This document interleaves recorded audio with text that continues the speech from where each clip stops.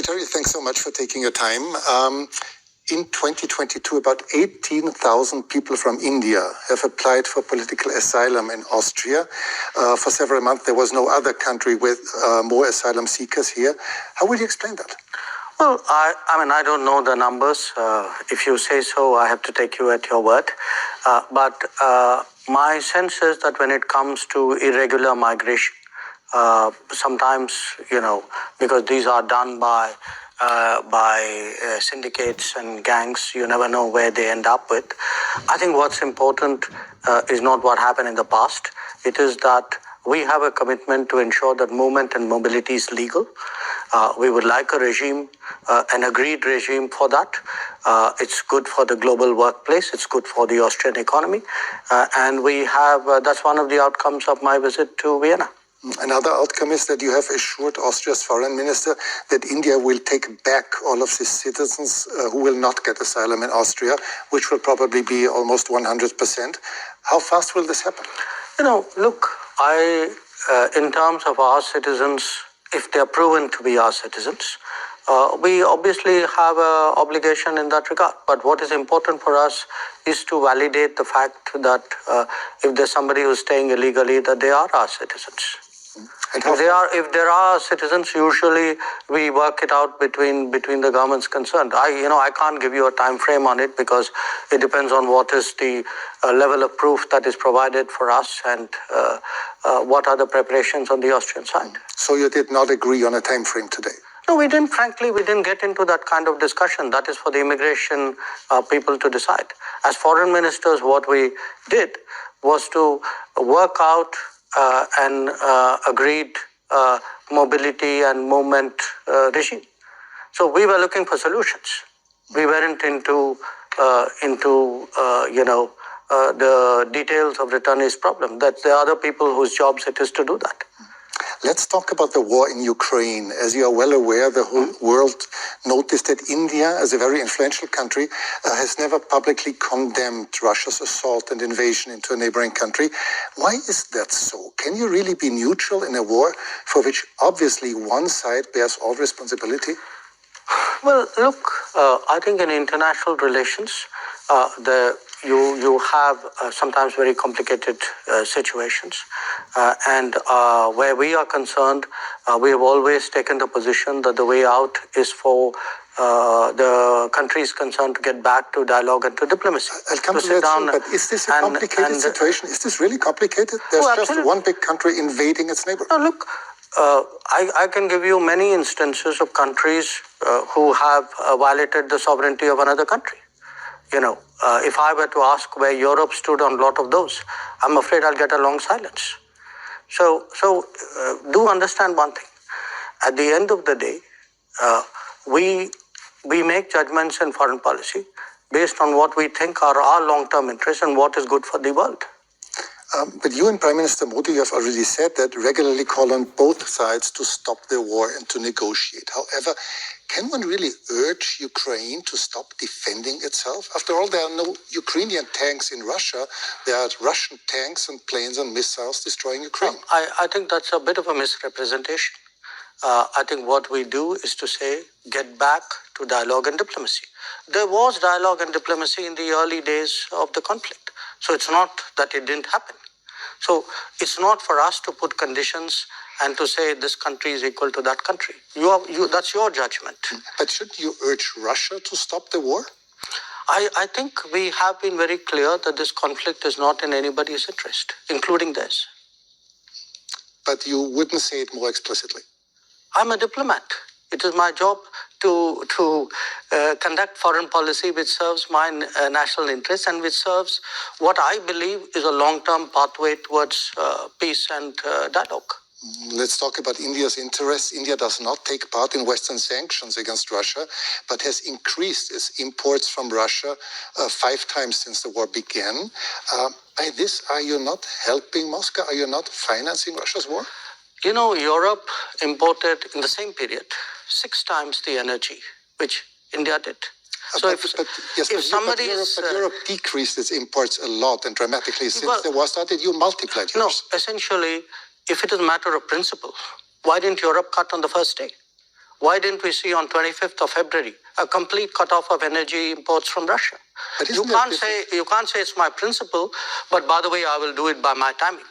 Okay, but isn't it the difference between decreasing your imports but still making sure that Europe is not freezing to death in the winter, or just increasing your imports by 5 times? No, Europe has managed to reduce its imports while doing it in a manner in which it is comfortable for Europe. So comfortable?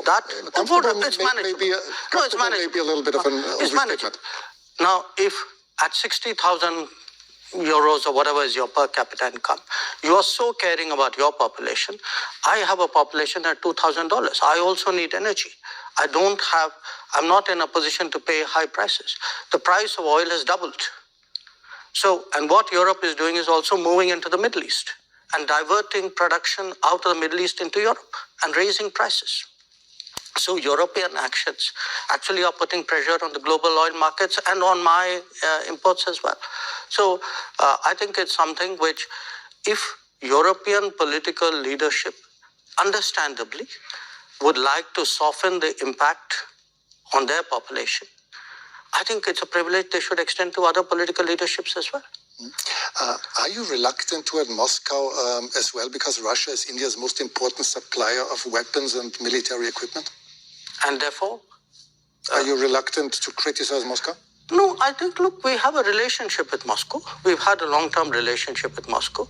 I think it's important to look at that history of the relationship. It was a relationship built in a period when Western democracies used to arm a military dictatorship called Pakistan and deny India defensive weapons. So if we are talking about principles, let's talk a little bit of history out here. So how did the Indian exposure to Russia and previously to Soviet Union get built up? Because the Western democracies, for whatever reason, decided that their natural partner in our part of the world was a military dictatorship. Would you consider India an ally of Russia? No, I think India doesn't. We are an independent country. We do not define ourselves or perceive ourselves in alliance terms. That's very much a Western terminology. It's not a term that we use. Before you said you're a diplomat, but several weeks ago you called Pakistan, your neighbor, the epicenter of terrorism. Well, I did it again today without using the word Pakistan. Yes, and this doesn't sound very diplomatic, does it? No, because you're a diplomat doesn't mean you're untruthful. I could use much harsher words than epicenter. So believe me, considering what has been happening to us, I think epicenter is a very diplomatic word, because this is a country which has attacked the Parliament of India some years ago, which attacked the city of Mumbai, which went after hotels and foreign tourists, which every day sends terrorists across the border. But of course not as a country. Well, if you control your sovereign space, which I believe they do, if the terrorist camps operate in broad daylight in cities with recruitment and financing, can you really tell me that the Pakistani state doesn't know what's going on? Especially if they're being trained in military level combat tactics. So, when we speak about judgments and principles, why don't I hear sharp European condemnation of these practices which have been going on for multiple decades? Does the world have to be concerned that there someday will be a war between India and Pakistan? I think the world has to be concerned that there is terrorism going on, and the world often looks away. The world often feels it's not my problem because it's happening to some other country. I think the world needs to be concerned about how sincerely and strongly it takes up the challenge of terrorism. But has the world to be concerned about the future war between India and Pakistan? I think the world needs to be concerned about terrorism. That's because, what you said. Yeah, sure. Because look, if you pose it the way you do, that's like giving a free pass to terrorism, saying, let's worry about the next consequence of it. I am worried about the terrorism. Okay, let's change the subject. You frequently said that India has a very complicated relationship with your neighboring China. Many people around the world are quite concerned that China might, in the near future, intervene militarily in Taiwan. Do you share this concern? I think there's a larger concern which is based on our experiences. The concern is that we had agreements with China not to mass forces in our border areas, and they have not observed those agreements, which is why we have the currently tense situation that we do.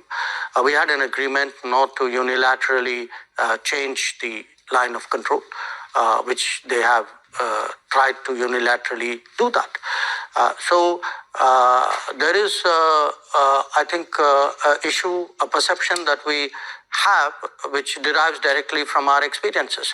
Now, where else the status quo may change or not change, I would hesitate as a foreign minister to predict publicly. I may have my own views and assessments, but I certainly can share my experience. And my experience is that written agreements were not observed.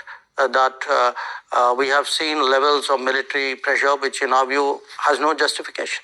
China would say the opposite. They would say that India had not obeyed different agreements. But obviously, you see. No, I think it's difficult for China to say that for this reason. The record is very clear because today, there's a lot of transparency. You have satellite pictures. If you see who moved the forces to the border areas first, I think the record is very clear. So it's very difficult for China to say what you suggested they could. India will probably overtake China as the world's most populous country within this year. Is this fact of any political significance to India, or is it just a mere statistic? We'll know that when we reach there, won't we? Because we have never used numbers in that manner. Maybe other countries have. I would still say, to a large extent, it is a statistic, large extent. But you will have a situation where the world's most populous country is not among the permanent members of the Security Council. And what does it say about the state of the UN if that is the case? So it's a kind of both a yes and a no. It's partly a statistic, but I think it's a statistic which means a lot. For several years, you have called for a permanent seat on the Security Council, as have Brazil, as has Japan or Germany. How long will it take, from your point of view, till this reform of the Council will actually become reality? Well, ideally, we'd like it yesterday. But the problem, I think, is that those who are today enjoying the benefits of permanent membership clearly are not in a hurry to see reform.